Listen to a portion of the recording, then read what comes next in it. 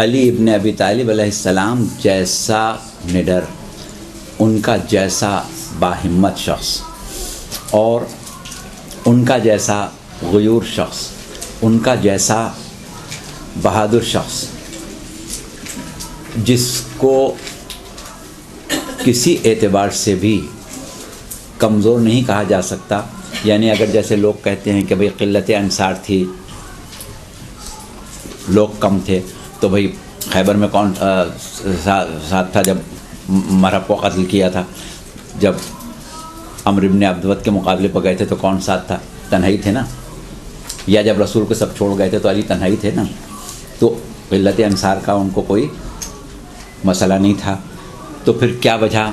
تو اب وہاں پر بات یہی کی جاتی ہے کہ بھائی اگر حق ہوتا تو علی ضرور لے لیتے. اس کا مطلب یہ کہ شاید حق نہیں ہوگا، حق ہوتا تو بہرحال لے لیتے. اچھا، اب اس کے بعد ایک چیز اور ہے حق سے ہی متعلق. آپ نے حدیث سنی ہے، بہت مشہور حدیث ہے کہ آپ کے بارے میں فرمایا کہ حق علی کے ساتھ ہے، علی حق کے ساتھ ہے، اور پروردگار حق کو ادھر موڑ دے جدھر علی موڑ جائیں. اب بتائیں کہ یہ کیوں نہیں کہا کہ یا اللہ علی کو ادھر موڑ دے جدھر حق کو ادھر موڑ جدھر علی موڑ. تو اب یہاں پر یہ بات تو طے ہو گئی کہ اگر علی حق کے ساتھ ہیں اور حق علی کے ساتھ ہے، تو اب جب حق کا معاملہ آئے تو وہاں پر علی کو کوئی مزاحمت کرنا چاہیے. اچھا، لیکن سوال یہ ہے کہ حق علی کے ساتھ اور علی حق کے ساتھ ہیں تو کیوں؟ ایسا کیوں ہے؟ ایسا اس لیے ہے کہ دراصل حق کیا ہے؟ ہمیں پہلے ہی سمجھنا پڑے گا کہ حق ہے کیا. حق کیا ہے؟ حق وہ ہے جو خدائے عادل اور خدائے حکیم نے کسی معاملے کو طے کیا ہو، کسی چیز کو قرار دیا ہو، وہ حق ہے. مشیت خداوندی حق ہے، فیصلہ الہی حق ہے.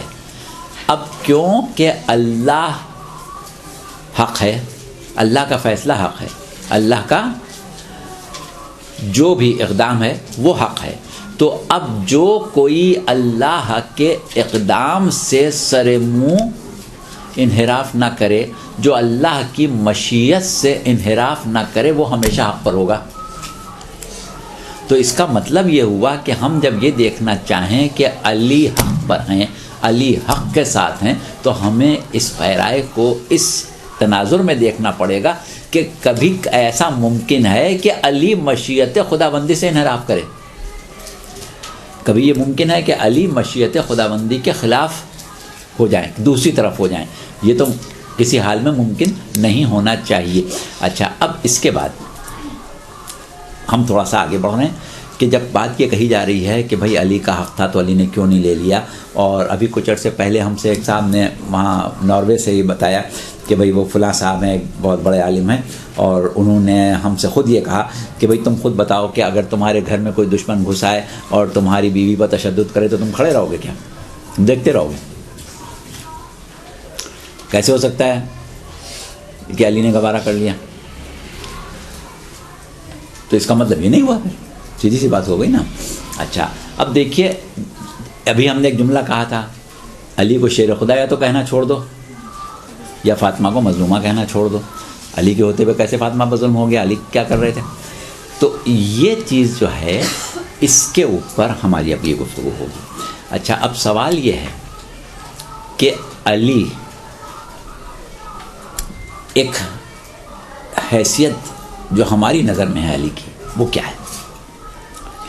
ہم لوگوں کو یہ بتایا گیا کہ علی نے یوں مرحب کو قتل کیا، علی نے یوں انتر کو قتل کیا، علی نے یوں عمرو بن عبدود کو قتل کیا، علی نے یوں جنگ کی، علی نے یوں تلوار چلائی، علی نے یہ کیا، علی نے اس طریقے سے بہادری دکھائی، علی نے اس طرح شجاعت دکھائی. تو ہم لوگ یہ سمجھنے لگے کہ علی کوئی بہت بڑے پہلوان ہیں، علی کوئی ہیوی ویٹ چیمپئن ہے، جبکہ حقیقت یہ نہیں ہے. علی کو بہادر کہنا، علی کو نڈر کہنا، علی کو دلاور کہنا، علی کو باہمت کہنا، یہ سب علی کے مقام و مرتبے سے بہت پست ہے، بہت پست ہے.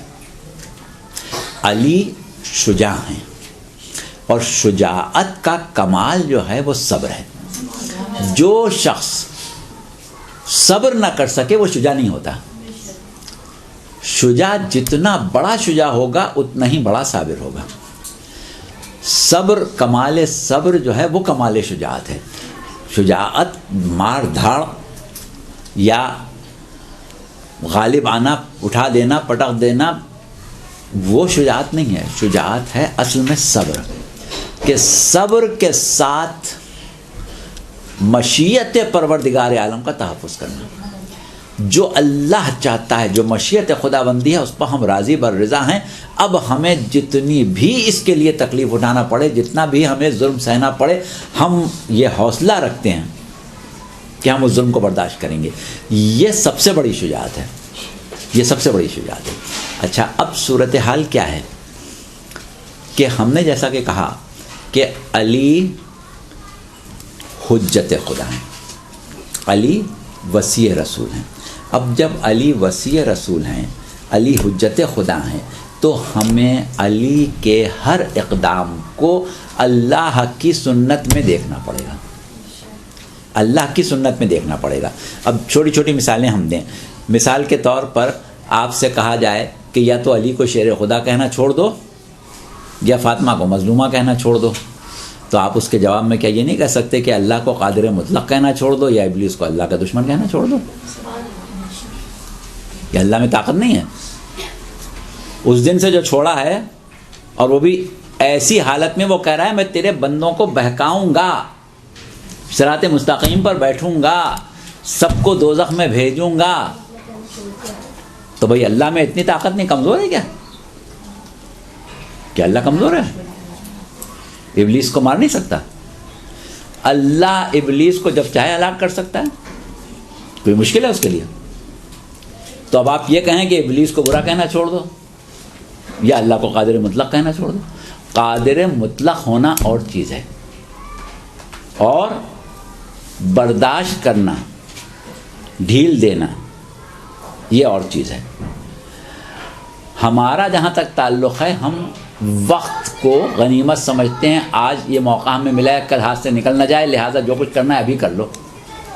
لیکن اللہ کے ہاتھ سے موقع کبھی نہیں نکلنے والا ہے. تو اللہ ظالم کو ڈھیل دیتا ہے، اللہ ظالم کی رسی دراز کرتا ہے، کل تو پکڑ ہی لے گا. تو اللہ کی سنت میں یہ نہیں ہے کہ طاقت ہے تو ابھی گردن پکڑ لو. اور علی کون ہے؟ زمین پر اللہ کی حجت ہیں.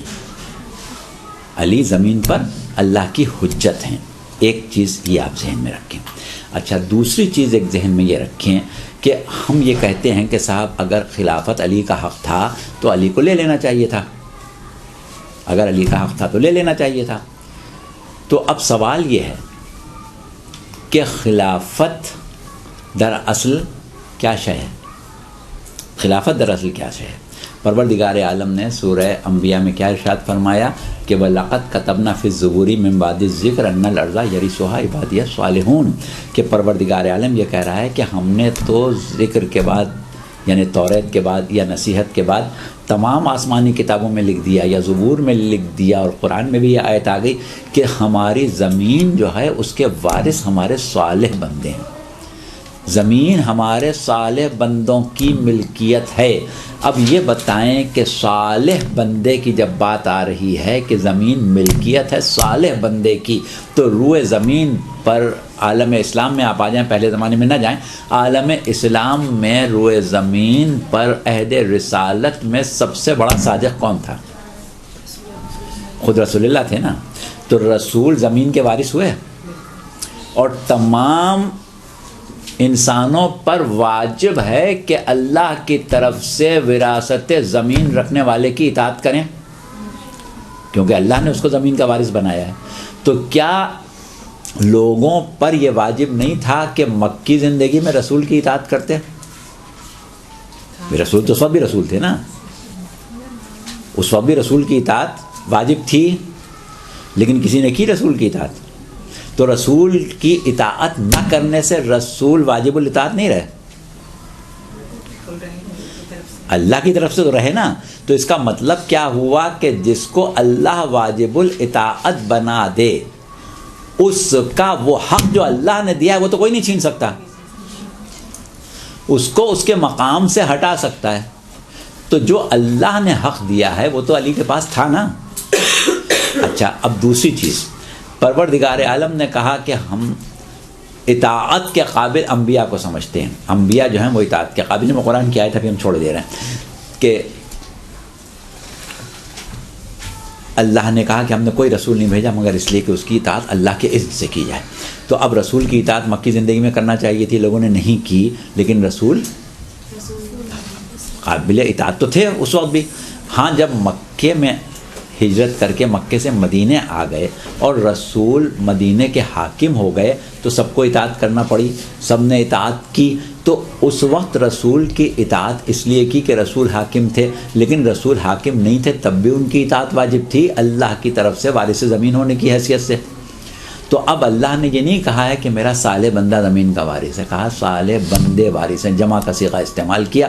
تو جب رسول جیسے جتنے ہوں، یعنی جو رسول کے نائب ہونے کے اہل ہوں وہ زمین کے وارث ہیں. تو علی سے بڑا کوئی اہل نہیں تھا، تو اللہ کی طرف سے تو علی زمین کے وارث تھے ہی، اللہ کی طرف سے تو علی زمین کے وارث ہیں اور واجب الاطاعت ہیں، سب کو اطاعت کرنا چاہیے تھی علی کی. اب صورت یہ ہے کہ رسول کی جب لوگوں نے اطاعت نہیں کی تو رسول نے زبردستی اطاعت کرائی. جب لوگوں نے رسول کی اطاعت نہیں کی تو رسول نے زبردستی کرائی. اور علی کون ہے؟ رسول کا وصی ہے. تو جو بات رسول نے زبردستی نہیں کی وہ علی کیسے کریں گے؟ ایک چیز. دوسری چیز اور آگے بڑھیں. رسول نے کس طریقے سے ان لوگوں کے ساتھ گزارا کیا جو رسول کے چاروں طرف تھے، اس کے اوپر غور کریں اور یہ دیکھیں کہ علی کا واسطہ کن لوگوں سے پڑا. انہی سے پڑھا نا جن سے رسول کا پڑا تھا. کوئی نئے لوگ تو نہیں تھے. ابھی رسول کی آنکھ بند ہوئی وہی سب بیٹھے ہوئے، نئے لوگ تو کوئی نہیں آئے ابھی. تو ابھی رسول کی جب آنکھ بند ہوئی ہے تو رسول کا علی کا واسطہ ان لوگوں سے پڑ رہا ہے جن سے کل تک رسول کا واسطہ تھا. تو رسول نے ان لوگوں کے ساتھ کیا طریقہ اختیار کیا تھا؟ رسول نے ان لوگوں کے ساتھ کیا طریقہ اختیار کیا تھا؟ رسول کے اوپر قاتلانہ حملہ ہوا، پہاڑ سے پتھر لڑکایا گیا اور رسول بال بال بچ گئے. جناب حذیفہ یمانی جو رسول کے ناقے کی مہار پکڑے ہوئے تھے، انہوں نے ایک بجلی اللہ نے چمکائی، اس میں ان لوگوں کی شکلیں دیکھ لیں جو پہاڑ پر کھڑے ہوئے تھے. اب رسول اللہ نے حذیفہ یمانی سے یہ کہا کہ کوئی ذکر نہیں کرنا، بتانا نہیں کسی کو کون لوگ تھے. رسول اللہ کو بھی معلوم ہے کون ہے، حذیفہ یمانی کو بھی معلوم ہے، یا اور کچھ مومنین جنہوں نے دیکھ لیا تھا ان کو بھی معلوم تھا. رسول اللہ نے کہا کسی سے ذکر نہیں کرنا. جب صبح ہونے لگی وہ لوگ اتر کے آ گئے، آ کے نماز میں کھڑے ہو گئے، رسول اللہ کے پیچھے نماز پڑھنے لگے. اب مومنین نے رسول اللہ سے کہا کہ یا رسول اللہ ان کو قتل کر دیں. قتلہ حملہ کیا ہے تو واجب القتل تو ہو گئے نا. تو آپ نے کہا کہ چھوڑ دو، ان کو قتل نہیں کرنا. اگر تم نے ان کو آج قتل کیا تو لوگ یہ کہیں گے کہ محمد نے اپنے دین کا اعلان کیا، جن لوگوں نے محمد کا ساتھ دیا جب محمد مضبوط ہو گئے تو انہیں کو قتل کر دیا، لہٰذا ان کو قتل نہ کرو. اچھا اب وہ جو صورتیں نظر آئی تھیں زیادہ سے زیادہ 12 افراد تھے، ورنہ 8 یا 10 افراد تھے. تو وہ 10 افراد اگر 2.25 لاکھ مسلمانوں میں سے قتل کر دیے جاتے تو لوگ یہ کہتے ہیں کہ انہیں کو سب کو قتل کر دیا یا انہیں کو قتل کر دیا. 8-10 کو قتل میں تو نہیں کہتے نا. تو اس کا مطلب کیا ہے کہ رسول جانتے تھے کہ یہ 10-12 جو ہیں یہ تو نمائندے ہیں، پیچھے پورے ہزاروں کی تعداد میں ہیں. تو خالی ان کو مارنے کا تو کوئی فائدہ نہیں ہے جب تک ان سب کو نہ مارا جائے. اور اگر ان سب کو مارا گیا تو یہ الزام آئے گا، اور علی کا واسطہ بھی انہی سب سے ہے. تو 2-4 کو اگر قتل کر دیتے تو باقی تو وہی موجود تھے نا سب کے سب. تو ایسی صورت میں جو حکمت عملی رسول کی تھی، علی کی حکمت عملی اس سے الگ کیسے ہوتی؟ ظاہر ہے وہی حکمت عملی علی کی ہوگی جو رسول کی تھی. اس سے آپ آگے بڑھیں. اللہ کی سنت کیا ہے؟ اللہ کی سنت کیا ہے؟ جس وقت ایک عام الفیل جس کو ہم کہتے ہیں ہاتھیوں کا سال جو تھا، اس سال کیا ہوا تھا؟ رسول اللہ جس سال پیدا ہوئے ہیں کہ ابرہہ یمن سے ہاتھیوں کا لشکر لے کے کعبے کو ڈھانے کے لیے آیا. پورا واقعہ ہم پڑھیں گے نہیں. الم تر کیف فعل ربک باصحاب الفیل. تو کیا ہوا؟ وہ لشکر لے کے آیا. جناب عبد المطلب کا زمانہ تھا، آپ کعبے کے ولی تھے، کعبے کے مجاور تھے، کعبے کے متولی. تو ایسی صورت میں آپ نے کہا کہ کعبے کا ایک رب ہے، وہ اس کی حفاظت کرے گا. اور جب وہ لشکر قریب آیا تو اللہ نے ابابیلوں کا لشکر بھیج دیا، اور اس نے کیا کیا کہ ان کو بھوسے کی طرح بنا دیا، جبکہ وہ زمانہ جو تھا کعبے میں بت رکھے ہوئے تھے. لیکن اللہ نے کی طاقت، اللہ کی قدرت، اللہ کی مصلحت کہ اللہ نے اس وقت ابراہہ کے لشکر کو بھوسا بنا دیا اور کعبے کے قریب نہیں آنے دیا. کعبے پر کوئی ایک ہاتھی بھی ٹکر نہیں مار سکا. لیکن بعد کربلا ابھی 2 سال گزرے ہیں، مسلم ابن عقبہ کو یزید نے بھیجا. یزید کی فوجیں آئیں اور ایک دفعہ پہلے مدینے کو تاراج کیا اور اس کے بعد مکے کی طرف بڑھیں عبداللہ ابن زبیر کو گرفتار کرنے کے لیے، اور اس کے بعد انہوں نے منجنیقوں سے آگ بھی پھینکی، گولے بھی پھینکے، پتھر بھی پھینکے اور کعبے کو پورا منہدم کر دیا. اب اللہ کی قدرت کہاں گئی؟ اب کیوں نہ ابابیل کا لشکر آیا؟ وہ خدا جس نے کل ابراہہ کے لشکر کو برباد کر دیا تھا، آج یزید کے لشکر کو کیوں چھوڑ دیا؟ اب اللہ کی سنت سمجھیں. وہ مسلم ابن عقبہ، جو مصرف ابن عقبہ تاریخوں میں لکھا گیا، اس نے یہ کہا کہ میں کعبے کو منہدم کرنے پر ذرہ برابر شرمندہ نہیں ہوں، نہ میں اس کو جرم سمجھتا ہوں، اس لیے کہ اللہ نے قرآن میں حکم دیا ہے کہ اطیعوا اللہ و اطیعوا الرسول و اولی الامر منکم. اللہ کی اطاعت کرو، رسول کی اور اولی الامر کی اطاعت کرو. یزید میرا اولی الامر ہے، میں نے اس کے حکم کی اطاعت کی. میں اللہ کے سامنے کہہ سکتا ہوں کہ تو ہی تو حکم دیا تھا اولی الامر کی اطاعت کا. تو کیا ہوا کہ یزید میں اور ابراہہ میں اللہ نے فرق کیا. کیوں کیا؟ اس پر ہم اس پر بحث نہیں کر رہے ہیں. یزید میں اور ابراہہ میں، یا مسلم ابن عقبہ میں اور ابراہہ میں اللہ نے فرق کیا. علی ہیں حجت خدا. وہ مرحب و انتر میں اور اہل ثقیفہ میں فرق نہیں کریں گے. مرحب و انتر کو قتل کرنا اور ہے، اہل ثقیفہ کو قتل کرنا اور تھا. ایک چیز، اس سے آگے بڑھیں. علی وہ ذات ہیں کہ جو اللہ کی رضا کے لیے، اس کی مصلحت کی، اس کی سنت کی حفاظت کے لیے ہر ظلم برداشت کر سکتے ہیں. یہی ملکہ صبر ہے علی کا کہ علی ہر ظلم برداشت کر سکتے ہیں.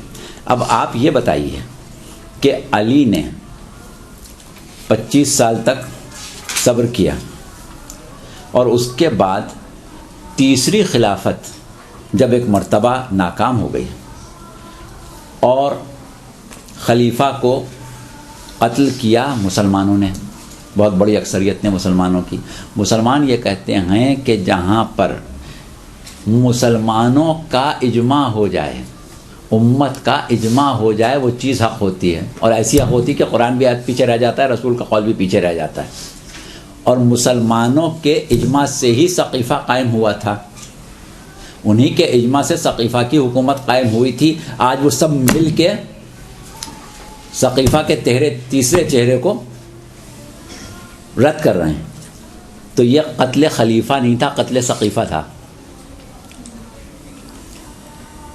اب علی کے اوپر جو اب تک خلافت سے نااہلی کا کوئی الزام نہیں لگا سکے تھے، انہوں نے اس علی پر الزام لگایا جو نہ قتل میں شریک ہوا، نہ قتل کی سازش میں شریک ہوا، بلکہ قتل ہونے والے کی حفاظت کی، قتل ہونے والے کا تحفظ کیا. اس کے باوجود مسلمان کھڑے ہو گئے علی کے خلاف کہ اس کے قتل کو علی کے اوپر ڈالا اور ایسا ڈالا کہ 70 سال تک علی پر تبرہ کیا. مسلم حکومت میں 70 سال تک ممبروں سے علی پر سب و شتم ہوا، صرف اس الزام میں کہ تیسرے کو قتل کرنے والے ہیں یا تیسرے کے قاتلوں سے بدلہ نہیں لیا. اگر کہیں پہلے دوسرے کو واقعی میں قتل کر دیتے تو امت کیا کرتی علی کے ساتھ؟ اس کے بعد ایک چیز اور سمجھیں کہ علی سے دشمنی امت کو اتنی تھی. شبلی نعمانی نے اپنی کتاب الفاروق میں لکھا کہ علی کو خلافت کیسے مل جاتی جبکہ علی کے تعلقات قریش سے پینچ در پینچ تھے، یعنی قریش علی سے خوش نہیں تھے. تو یہ رائے صرف شبلی نعمانی کی نہیں تھی، یہ سب کی رائے مسلمانوں کی. کیا اسی وجہ سے علی نااہل تھے خلافت کے کہ سارے قریش جو تھے وہ علی کو پسند نہیں کرتے تھے. تو سوال یہ کہ علی نے کسی کا بگاڑا کیا تھا؟ کیوں تعلقات خراب تھے؟ اس لیے خراب تھے کہ علی نے اسلام کی حمایت میں، رسول کی حفاظت میں ان کے کافر دشمنوں کو قتل کیا تھا، ان کے کافر عزیزوں کو قتل کیا تھا. تو کافر عزیزوں کو اسلام کے خلاف تلوار کھینچنے پر قتل کیا تھا. تو امت علی کو پسند نہیں کرتی تھی، علی سے دشمنی رکھتی تھی. اگر کہیں ان کے لیڈروں کو قتل کر دیتے علی تو دنیا کیا کرتی علی کے ساتھ؟ علی سے بغاوت کرنے والا، علی کے خلاف سازشیں کرنے والا، حد یہ کہ علی کو قتل کرنے والا، حسن کو قتل کرنے والا آج تک مسلمانوں کے نزدیک اس لیے محترم ہے کہ صحابیت کی جو تقدس ہے وہ کسی صورت سے ہاتھ سے نہیں جانے دیتے. اگر اس باغی نے پہلے یا دوسرے کے خلاف بغاوت کی ہوتی تو مسلمان اس کو، اس کی صحابیت کو دیکھتے ہیں. سعد ابن عبادہ، مالک ابن نویر اور ایسے افراد ہیں کہ جنہوں نے پہلے یا دوسرے کے خلاف آواز اٹھائی تو آج تک ان کی صحابیت جو تھی اس کا تقدس کہیں نظر نہیں آتا. جس نے علی کے خلاف بغاوت کی اس کی صحابیت کا تقدس ہی ختم نہیں ہوتا. تو امت علی کے ساتھ کیا کرتی؟ اور پھر علی نے اگر خاموشی اختیار کی تو اس خاموشی کی ظاہری جو نتائج نکلے اس کے اگر ہم ان کو دیکھیں تو کل پہلی منزل پر علی ایک ایک کے گھر جا کے کہہ رہے تھے، ایک ایک انصار کے پاس جا کے کہہ رہے تھے کہ میرے حق کو پہچانو، یاد کرو رسول نے مجھے کیا مقام دیا ہے، یاد کرو اسلام میں میرا کیا مقام ہے، یہ تم لوگ کہاں جا رہے ہو، یہ کیا کر رہے ہو، میرے ساتھ آؤ، میرا ساتھ دو، میں تمہارا اصل رہنما ہوں، میں تمہارا امام ہوں. تو کسی کے کان پر جوں نہیں رینگی تھی. اور جب تیسری منزل پر وہ ساری عمارت گر گئی تو لوگوں نے علی کو اس طرح گھیر لیا کہ سوائے علی کے بیعت کرنے کے کوئی راستہ ہی نہیں تھا. علی بیعت لے لو، علی بیعت لے لو، علی بیعت لو. کل علی کی بیعت نہیں کر رہا تھا، آج سب علی کی بیعت مانگ رہے ہیں علی سے، جس شرط پر چاہو ہم سے بیعت لے لو. تو یہ سب کیا ہوا؟ یہ علی کی خاموشی ہی تو رنگ لائی. علی کی خاموشی نے یہ رنگ دکھایا کہ کل جو علی کی بیعت کرنے پر تیار نہیں تھے آج علی سے کہہ رہے ہیں کہ ہر شرط پر بیعت کرنے کو ہم تیار ہیں. یہ کوئی شیعان علی وہ نہیں تھے کہ جو علی کو پہلا امام مانتے تھے، علی کو خلیفہ بلا فصل مانتے تھے. یہ سب وہ ہیں جو پہلے تین کی اطاعت کر کے آئے تھے، جو پہلے تین کی اطاعت کر کے آئے تھے. آج وہ یہ سمجھ رہے ہیں کہ اگر نجات ہے تو علی کی خلافت میں ہے. تو یہ علی کی خاموشی تو رنگ لائی. اگر علی کی خاموشی رنگ نہ لاتی تو یہ صورتحال کیسے پیدا ہوتی؟ تو یہ علی نے اتنے دن صبر کر کے یہ ثابت کر دیا کہ جہاں تم جا رہے ہو اس کا انجام برا ہونا ہے. اور شہزادی نے خطبے میں اپنے یہی کہا تھا پہلی خلافت کے دربار میں کہ جس ناقے پر بیٹھ پر تم وہ رکھ رہے ہو، ہودج رکھ رہے ہو، اس کی پشت زخمی ہے. اور یہ بنیاد جو تھی یہ آخر منہدم ہونا تھی. اور آخر کار لوگوں کو احساس ہونا تھا، اور جب احساس ہوا تو یہ بھی احساس ہوا کہ یہ اگر ہم کوئی تبدیلی چاہتے ہیں تو وہ علی کے ہی ذریعے آ سکتی. تو اتنا زیادہ علی کا خاموش رہنا جو تھا اس کا بہترین نتیجہ تو دنیا نے اسی وقت دیکھ لیا کہ کیا صورتحال پیدا ہوئی. اور اس کے بعد ایک چیز اور ہے کہ پروردگار عالم نے سورہ عنکبوت کی پہلی دوسری آیت آپ پڑھ لیں. بسم اللہ الرحمن الرحیم، الف لام میم، احسب الناس ان یترکوا ان یقولوا آمنا وہم لا یفتنون، کہ کیا لوگوں نے یہ سمجھ لیا کہ وہ صرف کہہ دیں گے کہ ہم ایمان لائے تو ہم ان کو آزمائش میں نہیں ڈالیں گے. اور جس وقت یہ آیت نازل ہوئی تو رسول اللہ نے کہا کہ لوگوں کا آزمائش میں ڈالا جانا بہت ضروری ہے، کیونکہ میرے بعد یہ فیصلہ کیسے ہوگا کہ سچا کون ہے اور جھوٹا کون ہے.